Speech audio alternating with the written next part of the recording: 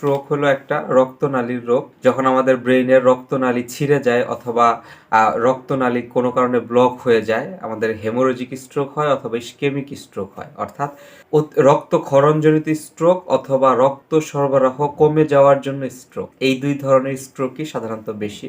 তো স্ট্রোক যে ধরনের হোক না কেন, আমরা সাধারণত যে জিনিসটা দেখতে পাই যে স্ট্রোকে আক্রান্ত রোগীর কোনো এক দিক, হয় ডান দিক অথবা বাম দিক দুর্বল হয়ে যায়।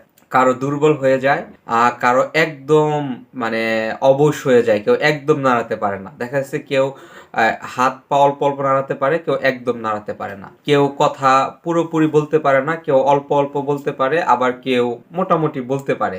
তো স্ট্রোক হলো একটা অ্যাকিউট কন্ডিশন, অর্থাৎ যখন স্ট্রোক হয় তখন এটা একটা খুবই সিরিয়াস কন্ডিশন। তাকে খুব তাড়াতাড়ি হাসপাতালে আনতে হয়। হাসপাতালে আনার পরে যদি তার মধ্যে স্ট্রোকের লক্ষণ থাকে তখন সিটি স্ক্যান করা হয়, আরও কিছু পরীক্ষা নিরীক্ষা করা হয়। যখন